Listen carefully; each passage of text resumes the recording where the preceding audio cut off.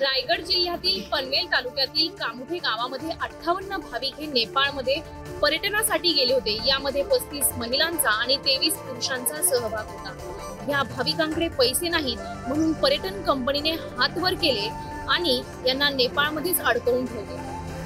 या भाविकांनी अनेक नेत्यांकडे त्यांच्या पीएंकडे मदतीचा हात मागितला, मात्र यांना कोणताही प्रतिसाद मिळाला नाही। शेवटी या भाविकांनी उपमुख्यमंत्री देवेंद्र फडणवीस यांना फक्त एकच मेसेज केला आणि फडणवीसांनी सर्व यंत्रणा चालवली। नेपाळ पासून ते उत्तर प्रदेश पर्यंत अक्षरशः VIP ट्रीटमेंट मिळवून हे भाविक रायगड जिल्ह्यातील पनवेल तालुक्यातील त्यांच्या घरापर्यंत सुखरूप पोहोचले। यावेळी या भाविकांनी काठमांडूमध्ये देवेंद्रच आमच्या मदतीला धावून आले अशी कृतज्ञ भावना व्यक्त केली आहे। वाशिम जिल्ह्यातील शेतकऱ्यांनी यावर्षी मोठ्या प्रमाणात हळद पिकाची लागवड केलेली आहे। मात्र मागील महिन्यात झालेला अवकाळी पाऊस आणि त्यानंतर वातावरणातील सततचे बदल आणि आता वातावरणामध्ये असलेलं मोठ्या प्रमाणातलं धुकं यामुळे या हळद पिकावरती करपा रोगाचा प्रादुर्भाव वाढलेला आहे आणि जागेवरच हे पीक वाळून जात असल्याचं सध्याचं चित्र आहे। त्यामुळे उत्पादनात मोठ्या प्रमाणात घट होणार असल्याची चिंता शेतकऱ्यांनी व्यक्त केलेली आहे। आता या संदर्भातले शेतकऱ्याच्या बांधावर जाऊन कृषी विभागाने पंचनामे करावेत आणि शेतकऱ्यांना आर्थिक मदत द्यावी अशी मागणी वाशिम जिल्ह्यातील हळद उत्पादक शेतकऱ्यांकडून करण्यात येते आहे। 22 जुलै रोजी झालेल्या ढगफुटी सदृश पावसामुळे आलेल्या महापुरामुळे बुलढाणा जिल्ह्याच्या जळगाव जामोद आणि संग्रामपूर तालुक्यातील अनेक शेतकऱ्यांची शेती खरडून गेलेली आहे।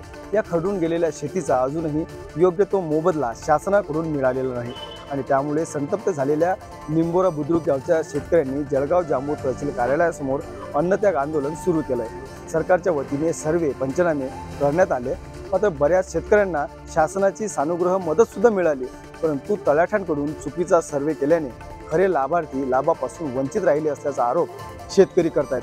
त्यामुळे नुकसान झालेल्या शेतकऱ्यांना मोबदला मिळावा यासाठी अन्नत्याग आंदोलन सुरू करण्यात आलंय आणि जोपर्यंत योग्य मोबदला मिळणार नाही तोपर्यंत हे अन्नत्याग आंदोलन सुरूच ठेवणार असल्याचा पवित्रा जो आहे हा आता या निंबोरा बुद्रुक या गावच्या शेतकऱ्यांनी घेतलेला आहे।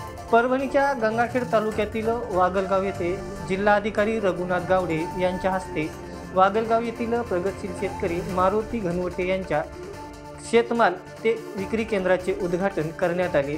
यावेळी महसूल प्रशासनातील अधिकाऱ्यांची उपस्थिती होती। विशेष बाब म्हणजे त्यांनी सेंद्रिय पद्धतीने पिकवलेले सीताफळ या ठिकाणी ते विक्रीसाठी आणतात। यासोबतच जिल्हाधिकारी रघुनाथ गावडे यांच्या उपस्थितीमध्ये थेट शेतकऱ्यांच्या बांधावर जाऊन हरभरा पिकाची ई-पीक पाहणी नोंदणी करण्यात आली आहे। जिल्हाधिकारी रघुनाथ गावडे यांनी या शेतमाल विक्री केंद्राचे उद्घाटन केले असल्यामुळे शेतकऱ्यांना नवीन पद्धतीने जोमाने काम करण्याची चालना मिळणार आहे। जळगाव जिल्ह्यातील एरंडोल तालुक्यातील कासोदा येथे शेतकरी आणि ग्रामस्थांच्या उपस्थितीत जल परिषद संपन्न झाली। या प्रसंगी उत्तर महाराष्ट्र जल परिषदेचे सचिव ॲडव्होकेट दीपक पाटील यांनी उत्तर महाराष्ट्रातील प्रलंबित प्रकल्प यात पाडळसरे, नारपार, बुराई, तापी, गिरणा, हतनूर नदीजोड प्रकल्प, बॅरेजेस, बलून बंधारे, किटीवेअर, नदी नाला खोलीकरण इत्यादी विषयांवरील माहिती दिली। तसेच या हक्काच्या पाण्याचा लढा पुढे नेण्यासाठी शेतकऱ्यांनी एकत्र येऊन आंदोलन करण्यासाठी या बैठकीत निर्णय देखील घेण्यात आला आहे। हिंगोलीच्या वसमत तालुक्यातील तपोर येथील अशोक कदम यांची परभणी आणि हिंगोली मधोमध असलेल्या जोडपरळी या ठिकाणी शेती आहे आणि या भागामधूनच पुरा नदी वाहते। या पुरा नदीतून बेसुमार वाळूचा उपसा होतो आणि हा उपसा जो वाळू उपसा जे आहेत ते शेतामधून वाहतूक जाते, त्यामुळे कदम यांच्या शेताचं मोठं नुकसान होत आहे। ही वाळू उपसा माझ्या शेतातून म्हणजे वाहतूक करण्यात येऊ नये असं अनेकदा समज जो आहे तर कदम यांनी या वाळवंटाने देण्यात आला होता, मात्र त्याकडे त्यांनी दुर्लक्ष केलं। त्यामुळे कदम यांनी संबंधित पोलीस स्टेशनला तक्रार दिली होती। त्यामुळे हा तक्रार नेमकी का दिली हा राग मनात धरून कदम यांना या वाळवंटाने बेदम मारलं। हा व्हिडिओ जे आहे तर विविध सोशल माध्यमावर प्रचंड व्हायरल झाला आहे। आता या व्हायरल व्हिडिओच्या आधारे पोलीस काय कारवाई करणार याकडे संपूर्ण जिल्ह्याचं लक्ष लागलं आहे। अमरावतीत पुन्हा एकदा कोरोनाचा प्रादुर्भाव वाढत असल्याचे दिसून येत आहे। नुकत्याच 5 नव्या कोरोनाबाधित रुग्णांची नोंद आरोग्य प्रशासनाने केली आहे। 52 संशयित रुग्णांचे सॅम्पल विद्यापीठ प्रयोगशाळेत तपासणीकरिता पाठवण्यात आले होते। यातील 5 रुग्णांचा अहवाल कोविड पॉझिटिव्ह आढळून आला आहे। यातील 2 रुग्ण अमरावती शहरातले आहेत तर 3 रुग्ण हे विभागीय संदर्भ सेवा रुग्णालयात उपचारासाठी आलेले होते। सध्या कोरोनाचा प्रादुर्भाव वाढत असल्याने नागरिकांना कोविड नियमांचे पालन करण्याचे आवाहन आरोग्य विभागाकडून करण्यात आले आहे.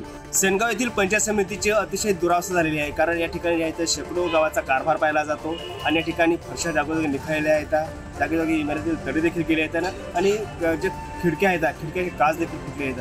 अनेकदा या दुरुस्तीकडे जे आहे ते साफ दुर्लक्ष केले जात आहे. जवळपास शेकडो गावांचा जो आहे या पंचायत समिती अंतर्गत कारभार पाहिला जातो. या ठिकाणी नेहमीच ग्रामस्थांची जे आहे ते ये-जा असते. या ठिकाणी आल्यानंतर ग्रामस्थांना या फरशांचे ठेसा लागत आहेत, त्यामुळे ही फरशा जी आहे तर दुरुस्ती करावेत, खिडक्या देखील दुरुस्ती करावी अशी मागणी जी आहे तर वारंवार धरली जाते. मग त्या मागणीकडे जे आहे तर साफ दुर्लक्ष केलं जाते, कारण अनेकांना जो आहे तर या ठिकाणी त्रास सहन करावा लागतो. त्यामुळे ताबडतोब दुरुस्ती करावी अशीच मागणी आता होऊ लागली.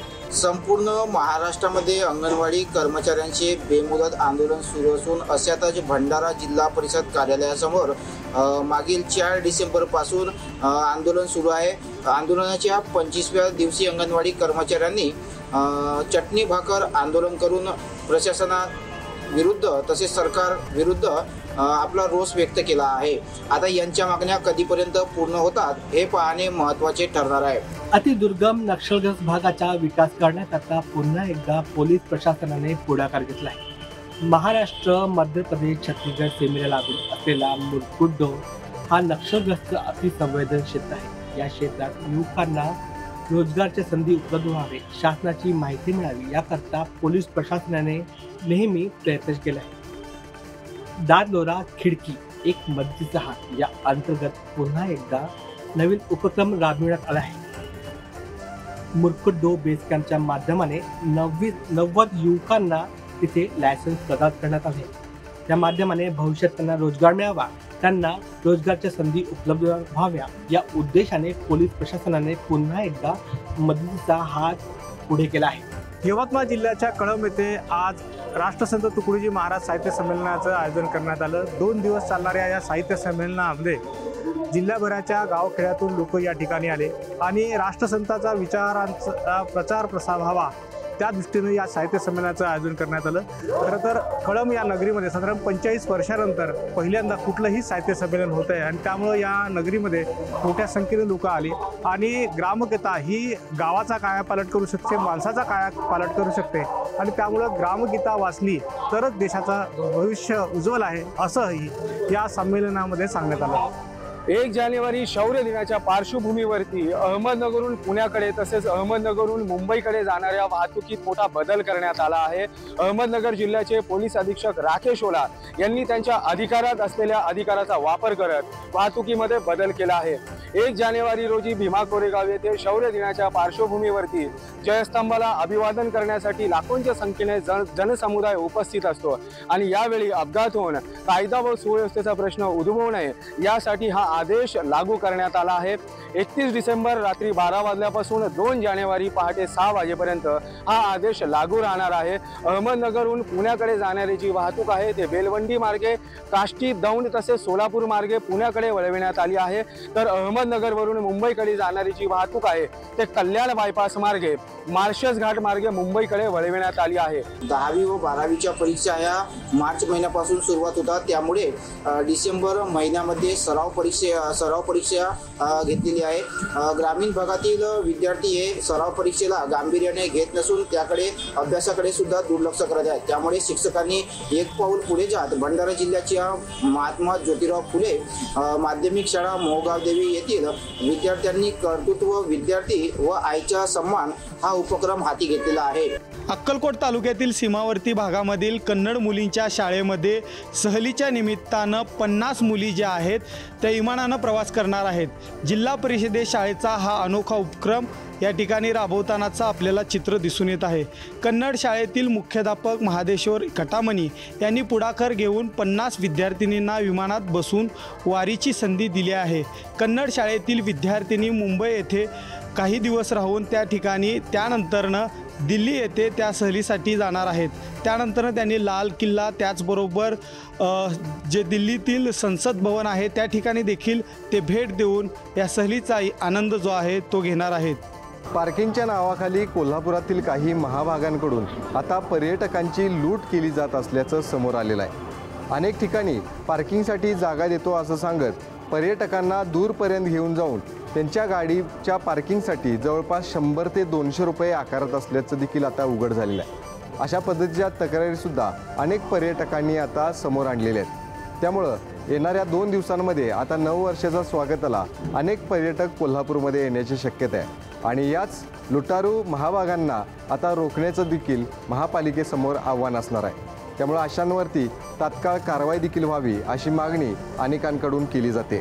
नववर्षाचे स्वागत व्यसनमुक्तीच्या रॅलीने करण्याची संकल्पना विनायक मेटे यांनी बीडमध्ये सुरू केली।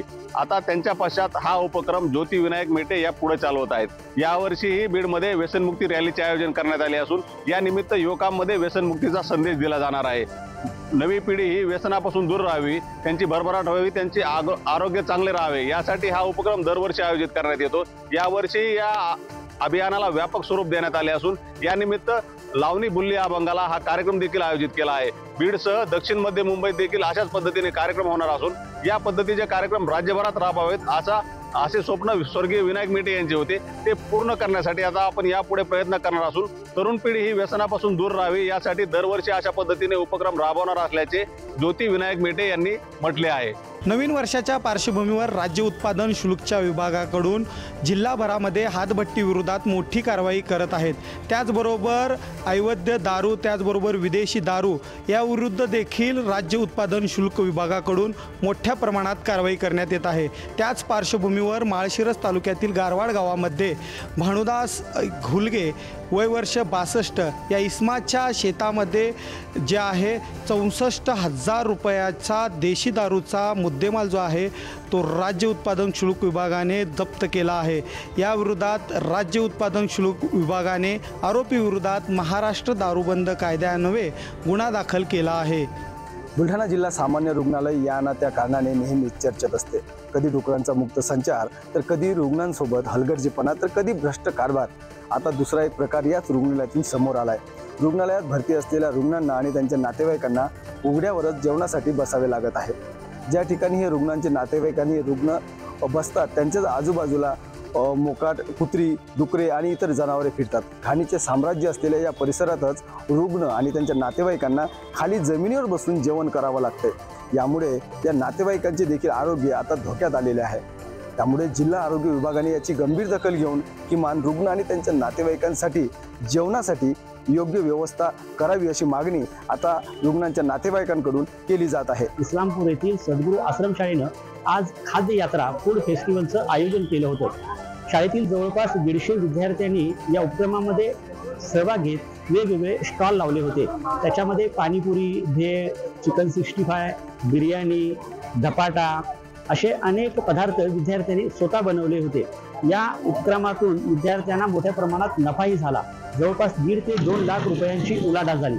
4 तास चाललेल्या या खाद्य यात्रेला पालकांसह परिसरातील नागरिकांनी मोठ्या प्रमाणामध्ये गर्दी केली होती। या उपक्रमातून एक वेगळा आनंद मिळाला, कष्टाची किंमत कळाली आणि नफा तोटा कसा असतो याचीही माहिती मिळाल्याची प्रतिक्रिया अनेक विद्यार्थ्यांनी यावेळेला बोलताना दिली। परभणी जिल्ह्यातील पाथरी येथील साईबाबाचे जन्मस्थान असलेल्या देवस्थानाच्या वतीने परभणी शहरामध्ये साईबाबा यांच्या पालखीचे आगमन करण्यात आले होते। पाथरी रोडवरील रामभाऊ रेंगे यांच्या निवासस्थानी मोठ्या उत्साहामध्ये आणि पुष्पवृष्टी करून साईबाबा यांच्या पालखीचे स्वागत करण्यात आले। यावेळी रेंगे कुटुंबियांच्या वतीने पालखीचे पूजन करण्यात आले, तर या ठिकाणी मोठ्या संख्येने भाविकांनी दर्शनासाठी गर्दी केली होती। सदरील पालखी 3 दिवस परभणीमध्ये मुक्कामाला राहणार आहे। वेगवेगळ्या भागामध्ये भाविक या पालखीचे दर्शन घेणार आहेत। सदरील पालखी सोहळा पाथरी रोडवर दाखल झाल्यानंतर रेंगे कुटुंबांच्या वतीने भक्तांसाठी महाप्रसादाचे आयोजन करण्यात आले होते। भक्तांनी मोठ्या प्रमाणात दर्शनासाठी गर्दी केल्याचे चित्र यावेळी पाहावयास मिळाले होते।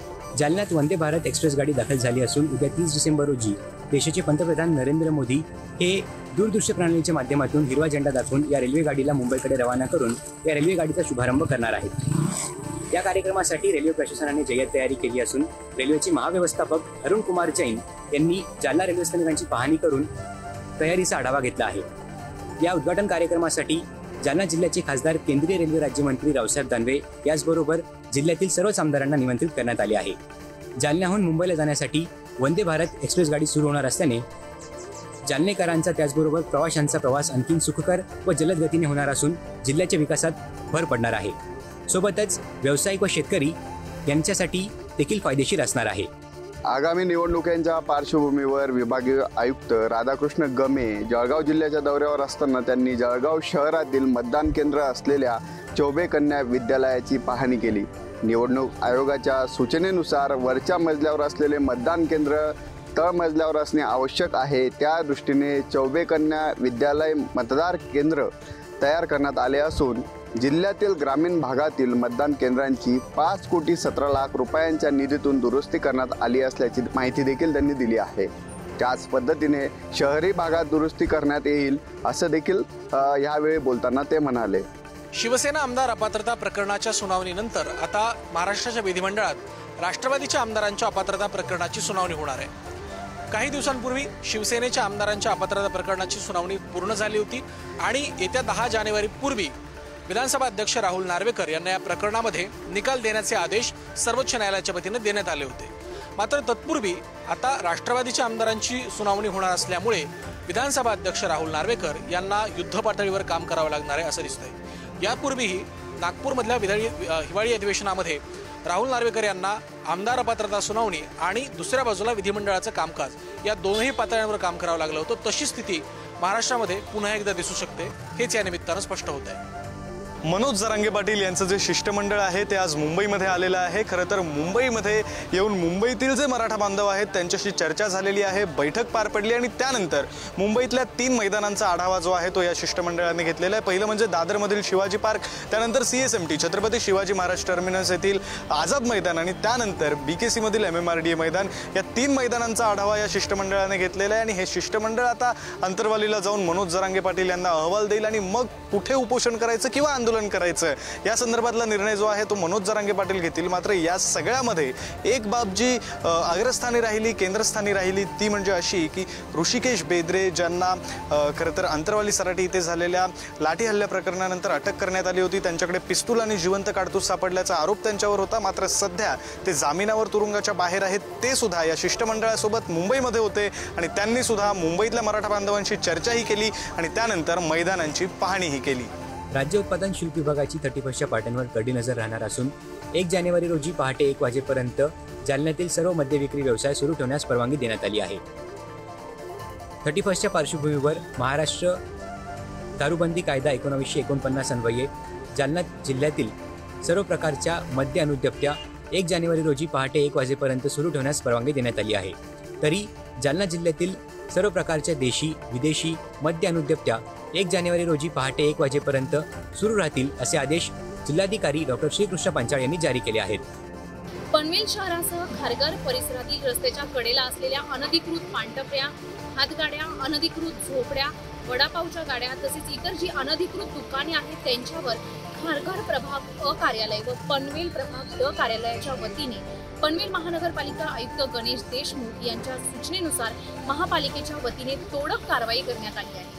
खारघरमधील Taloja phase 2, Ranjanpada road, Kharghar metro station तसेच विविध ठिकाणी अनधिकृत वडापावच्या गाड्या, झोपडपट्ट्या तसेच इतर अनधिकृत दुकाने होती त्यांच्यावर ही कारवाई करण्यात आलेली आहे। पालिकेच्या वतीने ही तोडक कारवाई करण्यात आली असून येणाऱ्या काळात देखील अशा अनधिकृत टपऱ्या, झोपडपट्ट्या तसेच इतर दुकाने असेल तर त्यांच्यावर कारवाई केली जाणार आहे।